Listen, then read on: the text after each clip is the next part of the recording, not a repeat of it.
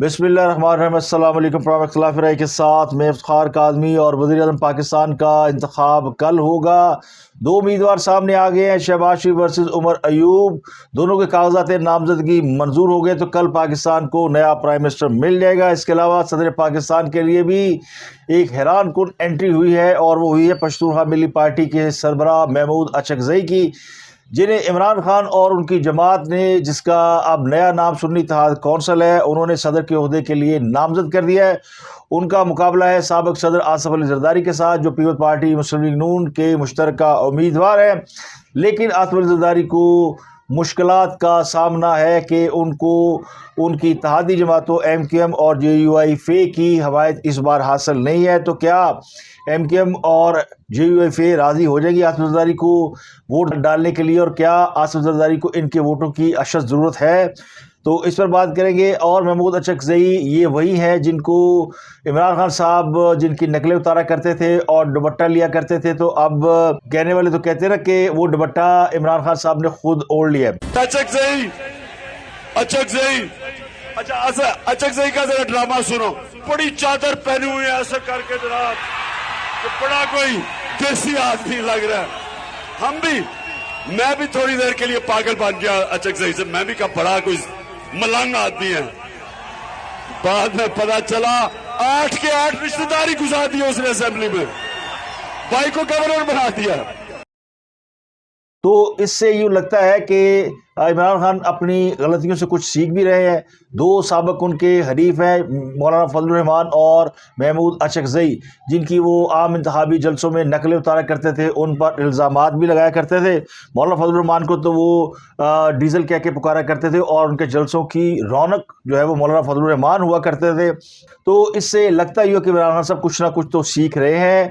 जिनका मजाक उड़ाते थे, जिनका ठट्ठा उड़ाते थे, अब उनके साथ वो अपना सियासी सफ़र आगे बढ़ा रहे हैं। लेकिन क्या उनके पास गुंजाइश है? वो अभी भी सियासत में वापसी का रास्ता रखते हैं। उनके लोग इस वक्त पार्लियामेंट में मौजूद है, खैबर पख्तूनख्वा में उनकी हुकूमत है। उनकी वापसी के हवाले से क्या मामला चल रहा है वो आपको बताएंगे कि क्या एस्टेब्लिशमेंट इमरान खान को एक और मौका देने के लिए तैयार है, इस पर बात करेंगे। इसके अलावा तहरीक इंसाफ ने इंतखाबात में मुबैना धांधली के खिलाफ मुल्क भर में एहतजाज की कॉल दे रखी है और मुल्क के मुख्तलिफ शहरों में तहरीक इंसाफ की छोटी मोटी रैलियां निकल रही हैं, एहतजाज हो रहा है, प्रोटेस्ट करने की कोशिश की जा रही है।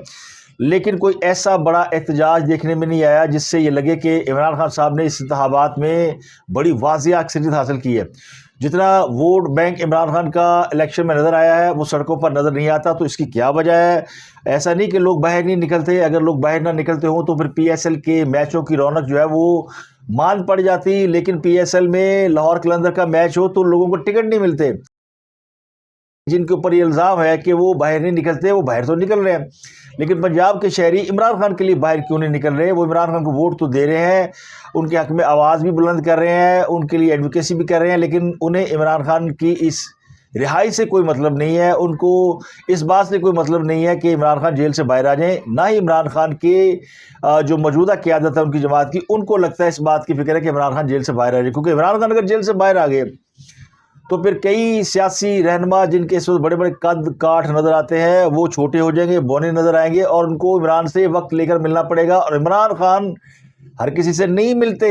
इमरान खान जब वज़ीर-ए-आज़म थे तो उनकी दिन में सिर्फ 2 घंटे की सियासी एक्टिविटीज़ हुआ करती थी या हुकूमती एक्टिविटी हुआ करती थी, तो बड़ी मुश्किल से लोग उन तक पहुंच पाते थे। उनके गिर्द बड़े ही उनके करीबी जो लोग हैं उनका हिसार हुआ करता था। लेकिन अब उनसे मिलने के लिए लोगों को ज़्यादा तरद्दुद नहीं करना पड़ता। अडयाला जेल जाएं, उनसे मुलाकात कर लें। उन्होंने वहाँ पे सब ऑफिस बना रखा है। तहरीक इंसाफ ने मुबैना धांधली के खिलाफ जो एहतजाज की कॉल दे रखी थी उसमें होना तो ये चाहिए था कि लाखों लोग निकलते, एहतजाज करते और चलें। जिन सूबों में उनकी हुकूमत नहीं है वहाँ तो उनको कोई ख़तरा हो सकता है, लेकिन और जगहों पर ये एहतजाज किया जा सकता था। लेकिन ऐसा भी कोई एहतजाज नहीं था जिसको कोई बहुत बंदा काबिल ज़िक्र कह सके, को बहुत ज़्यादा के बहुत ही बड़ा एहतजाज था और जिससे लगा कि पाकिस्तान के अवाम जो करोड़ों की तादाद में वोट डालने के लिए निकले थे वो लाखों की तादाद में कम अज़ कम या हज़ारों की तादाद में सड़कों पर आ गए हैं और इमरान खान के हक़ में मुजाहरे कर रहे हैं, या मुबैना तौर पर धांधली के ख़िलाफ़ मुजाहरा कर रहे हैं, या वो कह रहे हैं कि इंतखाबात जो है वो सही नहीं हुए, धांधली हुई। तो عمران خان کی اگر اس پروٹیسٹ کو دیکھیں تو یہ پروٹیسٹ ٹوٹلی ناکام ہو گیا ہے. اس کا مطلب ہے عوام بھی یہ سمجھتے ہیں کہ دھاندلی کوئی نہیں ہوئی, کیونکہ اگر دھاندلی ہوئی ہوتی تو پھر عوام سڑکوں پر نکلنا چاہیے, تو پھر عوام کو سڑکوں پر نکلنا چاہیے تھا. تو عوام نے دھاندلی کے خلاف کال پر نہ نکل کر دراصل عمران خان کے اس نیریٹو کو غلط ثابت کر دیا ہے, اور تحریک انصاف اور تحریک سنی اتحاد کونسل دونوں کو انہوں نے مسترد کر دیا کہ بھائی کوئی دھاندلی نہیں. دھاندلی دیکھیں جہاں پہ بلوچستان کے عوام کئی روز تک سڑکوں پر بیٹھے رہے, سڑکیں بند کی, احتجاج کیا, تو وہاں پر یہ لگا کہ ان لوگوں کے ساتھ زیادتی ہوئی ہے اور وہاں دھاندلی ہوئی, کیونکہ وہاں لوگ سڑکوں پر بیٹھے ہوتے ہیں. لیکن پی ڈی اے کے لوگ جو ہیں وہ بس فرمائشی طور پر نکلتے ہیں, اور ان میں بھی نکلنے والے لوگ کون ہیں, جو کہ وکلا ہیں. وکلا کی بڑی تعداد سڑکوں پر نکل رہی ہے, اور حتیٰ کہ وہ لوگ جنہوں نے صوبائی اور قومی اسمبلی کے الیکشن لڑے وہ بھی اپنے ساتھ کو 20-30 لوگ باہر نہیں نکال سکے. یہ بہت بڑا کوشچن مارک ہے. ایک جو بڑے ہی ان کے امپورٹنٹ لاہور سے NA 117 میں امیدوار طلعت فاروق صاحب جو ہے, ان کے بارے میں دعویٰ کیا جا رہا تھا کہ انہوں نے مریم نواز کو ہرا دیا ہے, اور مریم نواز نے ان کے ساتھ جعل سازی کی ہے. وہ بھی اپنے حلقے سے چند لوگ باہر نہیں نکال سکے. تو سب نے مل کر لاہور میں ایک چھوٹی سی ریلی نکالی جو کہ GPO تک جانی تھی, شاہدرہ سے GPO تک. تو یہ ریلی بالآخر کامیاب اس لیے ہو گئی کہ پولیس نے چند لوگوں کو گرفتار کر لیا. اب مجھے یہ گرفتاریاں جو ہے وہ پولیس سے زیادہ ان رہنماؤں کی خواہش پر لگتی ہیں. اور لاہور میں احتجاج کی کال GPO چوک تک دی اس لیے گئی تھی کہ وہاں وکلا جو ہے وہ اس کو جوائن کریں گے. تو لاہور میں چونکہ دفعہ 144 نافذ ہے, اسلام آباد میں بھی دفعہ 144 نافذ ہے, تو یہاں پر کچھ گرفتاریاں ہوئی ہیں جن میں حافظ ذیشان یہ PP 149 سے PTI کے امیدوار تھے, ہارے ہوئے ہیں. علی جاز بٹر یہ وکیل رہنما ہے, یہ بھی الیکشن ہارے ہوئے ہیں, ان کو بھی گرفتار کیا گیا. اور شہزاد فاروق یہ NA 117 سے لاہور سے الیکشن لڑا تھا. تو 3 لوگ ان کے لاہور سے گرفتار ہوئے ہیں. کچھ اور بھی لوگ گرفتار ہوئے ہیں. کہا جاتا ہے لاٹھی چارج ہوا, گاڑیاں توڑ دی گئی, تو ایسی کوئی فوٹیج ہمیں نظر نہیں آئی. ہاں گرفتاریاں ضرور ہوئی ہیں, پکڑ دھکڑ ضرور ہوئی ہے, اور پولیس نے چند لوگ جو جمع ہوئے ہیں ان کو بڑے آرام سے گاڑیوں میں ڈالا اور لے گئے. لیکن جہاں جہاں احتجاج ہوا ہے ان میں راولپنڈی, لاہور, فیصل آباد, چکوال, حیدرآباد, دھابے جی, لیا, کراچی, خانیوال, سیالکوٹ, ٹوبہ ٹیک سنگھ, مظفر گڑھ سمیت دیگر شہروں میں احتجاج ہوئے ہیں. چاہیے تو یہ تھا کہ خیبر پختونخوا کے سارے عوام باہر نکل آتے, کیونکہ وہاں تو کلین سویپ کیا ہے PTI نے. وہ کہتے ہیں جناب پنجاب میں دھاندلی ہوئی ہے, فلاں جگہ دھاندلی ہوئی ہے, تو صوبہ بند ہوتا, کم از کم صوبے کی دکانیں بند ہوتی, ہڑتال ہوتی, ٹرانسپورٹ بند ہوتی, تو پتہ چلتا کہ پاکستان کا ایک بڑا صوبہ جہاں ایک جماعت کی حکومت ہے وہ دوسرے شہروں میں اپنے خلاف جو مبینہ طور پر دھاندلی کی گئی ہے اس کے خلاف پروٹیسٹ کر رہا ہے, تو کوئی میسج تو جاتا. تو دھاندلی کے خلاف پروٹیسٹ جو ہے وہ ٹوٹلی ناکام ہوا ہے. اس میں صرف جو قابل ذکر بات ہے وہ چند گرفتاریاں ہیں. اور پشاور کے بارے میں بتایا جاتا ہے جی وہاں اس لیے احتجاج نہیں ہو سکا کہ وہاں علی امین گنڈا پور صاحب جو ہے وہ خلف اٹھا رہے تھے, وہ KPK کے نئے وزیر اعلیٰ ہیں. تو یہ جنہوں نے احتجاج کی کال دی ان کو نہیں پتا تھا کہ پشاور میں آج تقریب خلف برداری ہے. چلے اگر وزیر اعلیٰ خلف اٹھا بھی رہا تھا تو جو پروٹیسٹ کرنے والے لوگ ہیں انہوں نے اسمبلی تھوڑی جانا تھا, پروٹیسٹ تو عوام نے کرنا تھا. لیکن وہ سارے شاہ کی خوشامد میں لگے ہوئے تھے کہ علی بن گنڈا پور کی تقریب خلف برداری, تو وہاں پہنچے ہوئے تھے. ان کے علاوہ بلوچستان میں بھی سرفراز بگٹی نے بھی اپنے عہدے کا خلف اٹھا لیا. تو اب پاکستان کے چاروں صوبوں میں چاروں وزراء اعلیٰ اپنا خلف اٹھا کر اپنا کام شروع کر چکے ہیں. تو ان کا مقابلہ بھی شروع ہو گیا. لیکن وہ آپ کو بتاتا ہوں مقابلہ کیا ہے. ایک اور بڑی گرفتاری ہوئی ہے 9 مئی کے حوالے سے, اور 9 مئی کے حوالے سے ایک خاتون جو 9 مئی کے کیس میں مطلوب تھی, عالیہ شہزاد, یہ ایکٹیوسٹ تھیں اور ان کا نام تھا تھانہ سرور روڈ کیس میں, اور یہ پھر پاکستان سے بھاگ گئیں اور یہ سعودی عرب چلی گئی تھی. اب انہوں نے سوچا کہ عمران خان تو بس رہا ہونے والے ہیں, PTI کی حکومت آنے والی ہے, کیونکہ PTI کے یوٹیوبر اور ویلاگر تو تاثر دے رہے ہیں نا, اور رہنما بھی کہ ہم نے 180 سیٹیں جیت لی ہیں, بس عمران خان کو تو بس آج نہیں کل نہیں پرسوں باہر آنا ہی آنا. تو وہ اپنی جو ہوا باندھ رہے ہیں اس میں کئی لوگ جو ہے وہ اس ہوا کے چکر میں انہوں نے پاکستان کا رخ کر لیا. ویسے تو پاکستان کے اندر بسنت منائی جا رہی ہے جو کہ بالکل ہی ایسا, ویسے تو پاکستان کے اندر ان دنوں بسنت کا موسم ہے اور بسنت میں بھی لوگوں کی پکڑ دھکڑ ہو رہی ہے.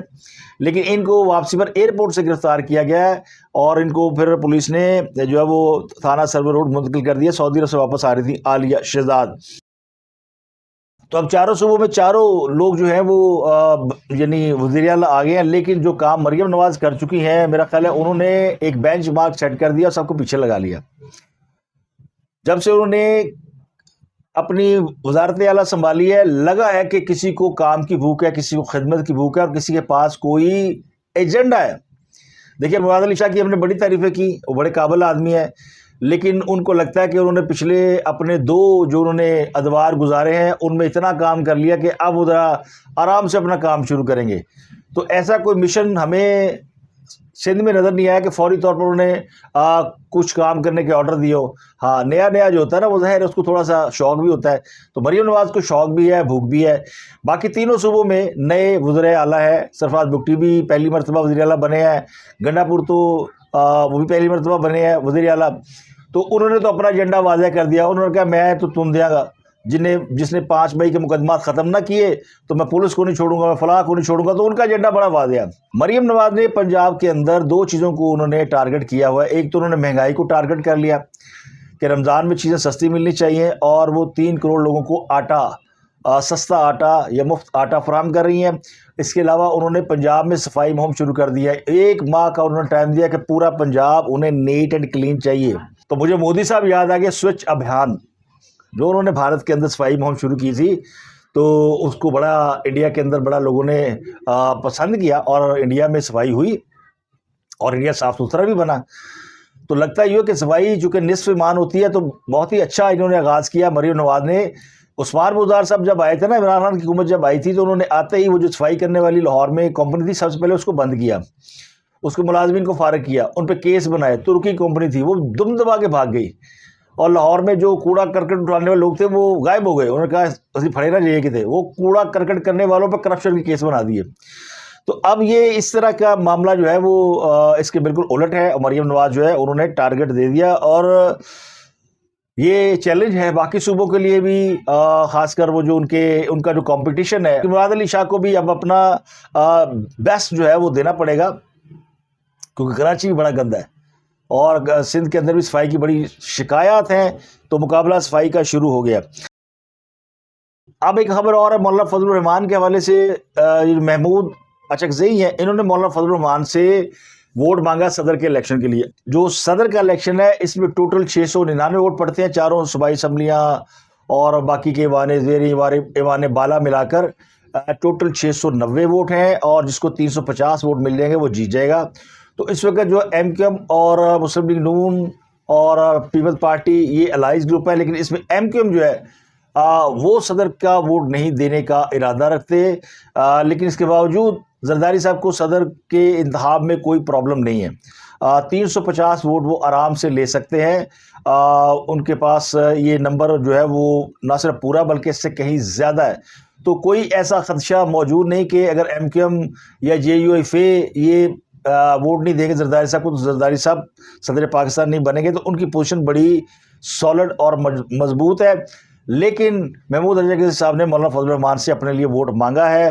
اب وہ انہیں ووٹ دیتے ہیں یا نہیں دیتے، لیکن انہوں نے اپنی کمپین شروع کر دی ہے. اب مولانا فضل الرحمان اور تحریک انصاف کے جو ساتھ یا قریب آنے کی ایک وجہ میں آپ کو بتا دیتا ہوں. بہت سے لوگ جاننا چاہتے ہیں کہ کیا ہوا، مولانا فضل الرحمان صاحب جو ہے وہ اچانک قریب آ گئے. تو آپ کو یاد ہوگا مولانا فضل الرحمان الیکشن سے پہلے افغانستان بھی گئے تھے، اور ان کی کنسرن یہ تھے کہ ان کی جماعت کو جو ہے وہ ان کے اوپر حملے کیے جا رہے تھے، اور کارنم ٹی ٹی پی کے لوگ اور داعش کے لوگ ان کے پیچھے پڑے ہوئے تھے. اور مولانا بڑے پریشان تھے کہ یہاں میرے لوگوں کو مارا جا رہا ہے، میں پولیٹیکل کمپین بھی نہیں کر پا رہا، جلسے بھی نہیں کر پا رہا، اور یہاں مجھے سیکورٹی بھی نہیں مل رہی. انہوں نے سیکورٹی کے لیے بڑی تگ و دو کی، لیکن ان کی جماعت کو سیکورٹی نہیں ملی. تو بالآخر انہیں افغان طالبان کے پاس جانا پڑا. اب یہ ٹی ٹی پی والے ہیں یہ ان کے زیر کنٹرول ہے، داعش والے بھی کہیں نہ کہیں جو ہے وہ مجھے دیا پیڑا ہوں نے، تو ایک انڈرسٹینڈنگ ان کی کہیں نہ کہیں ہوتی ہے، دشمن کامن ہوتا ہے. تو اس طرح جو ہے وہ وہاں سے ان کو شاید اس بات کی گارنٹی مل گئی کہ آپ جو ہے وہ ڈسٹنس کر لیں اور آپ کو سیکورٹی مل جائے گی. تو انہوں نے ڈسٹنس کر لیا خود کو. وہ الیکشن میں اتحاد میں نہیں گئے. وہ چاہتے تو خود رابطہ کر سکتے تھے ان لوگوں سے، مسلم لیگ نون سے اور پیپلز پارٹی سے، کوئی اتحاد بناتے، کوئی لائن بناتے. اور مولانا اس سے پہلے بات کر بھی رہے تھے کہ سندھ میں ہمارا اتحاد ہو سکتا ہے مسلم لیگ نون کے ساتھ، فلاں جگہ پہ ہو سکتا ہے مسلم لیگ نون کے ساتھ، فلاں جگہ پیپلز پارٹی کے ساتھ ہو سکتا ہے. لیکن پھر انہوں نے اتحاد نہیں کیا، اور اس کی وجہ یہ تھی وہ سمجھتے تھے شاید اس سے جو ہے وہ ان کے جو مخالفین ہیں جو ان کو ٹارگٹ کر رہے ہیں شاید وہ پیچھے ہٹ جائیں گے، لیکن ایسا نہیں ہوا۔ تو پھر انہوں نے مجبوری میں انہوں نے پھر عمران خان کی طرف ہاتھ بڑھا دیا ہے۔ اب یہ جو کالعدم ٹی ڈی پی کے لوگ ہیں یہ افغان طالبان کے انڈر کنٹرول ہیں، تو انہوں نے پھر مولانا نے بنیادی طور پر یہ جو موو کی عمران کے ساتھ صلح کی اور افغانستان جانے کی، یہ اپنے لوگوں کو سیکورٹی دینے کے لیے کی۔ یہ میرا ایسا یعنی گمان ہے اور میرا ایسا تجزیہ ہے، مجھے ایسا لگتا ہے کہ انہوں نے اپنے لیے اور اپنے لوگوں کے لیے سیکورٹی کا بندوبست کیا جو ریاست انہیں نہیں دے پا رہی تھی، اور شاید آگے بھی جا کر انہیں شاید مشکل پیش آئے، لیکن انہیں کہیں نہ کہیں اس بات کا شکوہ ہے، اور شکوہ انہوں نے نواز شریف کے ساتھ جو ملاقات کی ہے اس میں بھی انہوں نے کیا کہ وہ ان کو جو سب سے زیادہ کنسرن تھا وہ یہ تھا کہ ان کے لیے لیول پلینگ فیلڈ بالکل نہیں تھی، اور ان کے مخالفین کے لیے بہت تھی، اور انہوں نے دو طرف سے مار پاڑی تھی، لیکن انہوں نے اسٹیٹ نے پروٹیکٹ نہیں کیا۔ تو الیکشن ہارنے سے زیادہ وہ سمجھتے کہ انہیں تحفظ نہیں دیا گیا، تو اسی وجہ سے انہوں نے اب بھی اپنی مجبوری بتائی ہے نواز شریف صاحب کو، اور اس وجہ سے مولانا فضل الرحمان اور نواز شریف کی ملاقات کے بعد کوئی مشترکہ اعلامیہ جاری نہیں کیا گیا۔ انڈرسٹینڈنگ ضرور رکھی گئی، اور مولانا نے یہ بھی نہیں کہا کہ وہ کابینہ کیسا بنیں گے، ان کو کوئی بڑا عہدہ مل جائے تو وہ آ جائیں گے، تو ایسا کچھ نہیں ہے۔ فی الحال وہ نہ خلاف جائیں گے نہ ان کے ساتھ جائیں گے، کیونکہ ان کی بنیادی جو کنسرن ہے وہ اپنے لوگوں کی سیکورٹی ہے، جس میں میرا خیال ہے وہ کسی حد تک کامیاب ہو چکے ہیں۔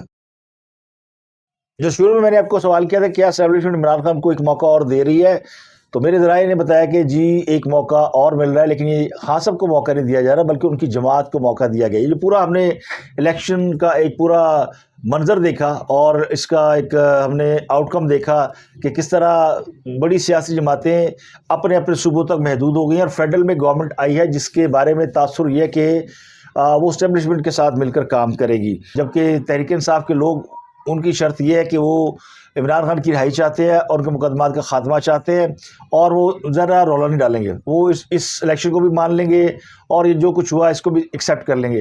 تو ایک جو مرحلہ ہے وہ طے ہو گیا کہ حکومت مل گئی ہے، اب وہ حکومت وہاں پہ کتنا سیاسی استحکام لے کر آتی ہے اور کس طرح ملکی معاملات کو آگے لے کے چلتی ہے یہ مشروط ہے۔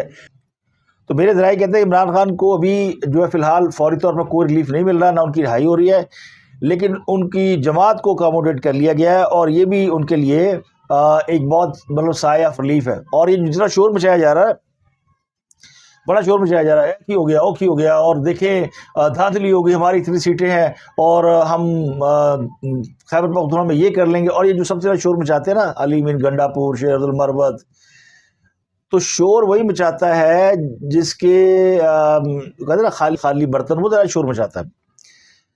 عمران خان بھی بہت شور مچاتے تھے، تو آخر میں کیا نکلا اندر سے؟ کچھ بھی نہیں۔ تو اسی طرح یہ جو شور مچانے والے لوگ ہیں ان سے ریاست کو کوئی خطرہ نہیں ہے، ریاست کو خطرہ گھننے لوگوں سے، خاموش جو اندر کے اندر ریاست کی جڑیں کاٹتے ہیں اور ریاست کے خلاف کام کرتے ہیں۔ تو گمان یہ کہ علی مین گنڈا پور صاحب اچھے بچوں کی طرح کام کریں گے، ظاہر ہے شور تو انہوں نے مچانا ہے اپنے لوگوں کو خوش کرنے کے لیے۔ مولا آ گیا، مولا نے مولا نہ مارے تو مولا نہیں مردا، وہ اس وقت مولا جٹ بن کر آئے ہیں، لیکن ریاست کو ان سے کوئی خدشہ یا خطرہ نہیں ہے۔ لیکن خیبر پختونخوا میں اگر ڈلیوری نہ کی، سیاسی استحکام نہ آیا، پرفارمنس نہ ہوئی، تو یہ جتنا لوگوں نے ان کے حوالے سے اچھا ایک جیسچر دیا انتخاب کے اندر، یہ ریورس بھی ہونے کا ایک پورا امکان موجود ہے۔ تو اس لیے اب بڑی احتیاط کی ضرورت ہے پی ٹی آئی کو، اور ورنہ ان کو اپنے احتجاج کی کال سے آج کی ورنہ ان کو جو آج احتجاج کی کال انہوں نے دی ہے، اس سے ان کو سمجھ جانا چاہیے کہ ان کی جو اسٹریٹ پاور ہے وہ اب نہیں رہی۔ تو وہ جو کچھ انہوں نے کرنا ہے وہ پارلیمنٹ کے اندر اور اسمبلیوں کے اندر کرنا ہے، اسمبلیوں میں انہیں پہنچا دیا گیا ہے اور بتا دیا گیا کہ یہ آپ کا فورم ہے، یہاں پہ آپ منہ کے ساتھ جو ہے وہ جتنے مرضی بم چلائیں، گولے چلائیں اسمبلی کے اندر، لیکن سڑکوں پہ آپ انرسٹ پیدا نہیں کرنا، دھرنے دینے کی کوشش نہیں کرنی، اور یہ جو باقی کی چیزیں ہیں یعنی جو حکومت چلانے کا معاملہ ہے اس کو بھی آپ نے ٹھیک طریقے سے چلانا ہے، ورنہ آسان حل ہے، سب کو پتا کہ گورنر راج لگے گا اور کہانی ختم ہو جائے گی۔ لیکن اس وقت کوئی کسی کا گورنر راج لگانے کا کوئی ارادہ دور دور تک نہیں ہے۔ علی مین گنڈا پور صاحب کی فیملی کے آدھے لوگ جو ہے پچھلی حکومت کا حصہ تھے، نگران حکومت کا بھی تھے، تو ان کی ساتھ جو ہے نا سمجھ لے کہ وہ ان کے حوالے سے لوگ کہتے ہیں کہ پریشانی کی کوئی بات نہیں ہے، اور پریشانی کی بات کی ایک اور ہمیں جو توجیہ دی گئی ہے کہ دیکھیں 9 مئی کے بعد علی امین گنڈا پور صاحب جو ہے وہ ان کو کسی نے ہاتھ نہیں لگایا. ایک مرتبہ ان کی غلطی سے گرفتاری ہوئی جب ان کے بال بال کاٹے گئے اور ان کو صحیح انسان بنا کے انسان نما روپ میں پیش کیا گیا, ورنہ وہ تو بیچارے کھلے گھومتے رہے. اور باقی جو 9 مئی کے بعد پکڑے گئے ہیں, خاص کر آپ لاہور میں دیکھ لیں, عمر سرفراز چیمہ, وہ اعجاز چودھری اور محمود رشید, یہ بیچارے جو جماعت اسلامی سے آئے تھے, سارے وہ رگڑے جا رہے ہیں. پی ٹی آئی کے بندے تو کھلے پھر رہے ہیں. تو علی امین گنڈا پور کے حوالے سے جو خدشات, کہ سڑکوں پہ آپ نے نکل کے کوئی بکواس نہیں کرنی, سڑکوں پہ انرس پیدا نہیں کرنا, دھرنے دینے کی کوشش نہیں کرنی, اور یہ جو باقی کی چیزیں ہیں یعنی جو حکومت چلانے کا معاملہ ہے اس کو بھی آپ نے ٹھیک طریقے سے چلانا ہے, ورنہ آسان حل ہے نا. سب کو پتا کہ گورنر راج لگے گا اور کہانی ختم ہو جائے گی. لیکن اس وقت کوئی کسی کا گورنر راج لگانے کا کوئی ارادہ دور دور تک نہیں ہے. علی امین گنڈا پور صاحب کی فیملی کے آدھے لوگ جو ہے پچھلی حکومت کا حصہ تھے, نگران حکومت کا بھی تھے. تو ان کی ساتھ جو ہے نا, سمجھ لیں کہ وہ ان کے حوالے سے لوگ کہتے ہیں کہ پریشانی کی کوئی بات نہیں ہے. اور پریشانی کی بات کی ایک اور ہمیں جو توجیہ دی گئی ہے کہ دیکھیں 9 مئی کے بعد علی امین گنڈا پور صاحب جو ہے وہ ان کو کسی نے ہاتھ نہیں لگایا. ایک مرتبہ ان کی غلطی سے گرفتاری ہوئی جب ان کے بال بال کاٹے گئے اور ان کو صحیح انسان بنا کے انسان نما روپ میں پیش کیا گیا, ورنہ وہ تو بیچارے کھلے گھومتے رہے. اور باقی جو 9 مئی کے بعد پکڑے گئے ہیں, خاص کر آپ لاہور میں دیکھ لیں, عمر سرفراز چیمہ, وہ اعجاز چودھری اور محمود رشید, یہ بیچارے جو جماعت اسلامی سے آئے تھے, سارے وہ رگڑے جا رہے ہیں. پی ٹی آئی کے بندے تو کھلے پھر رہے ہیں. تو علی امین گنڈا پور کے حوالے سے جو خدشات اس وقت موجود ہیں ان کے حوالے سے بھی یعنی ویٹ اینڈ سی, تیل دیکھو اور تیل کی دھار دیکھو والا معاملہ ہے. تو اب تک کے لیے اتنا ہی. آپ سے ملاقات ہوتی اگلے ولاگ میں. اپنا گردن واقعوں کا بہت خیال رکھیے گا.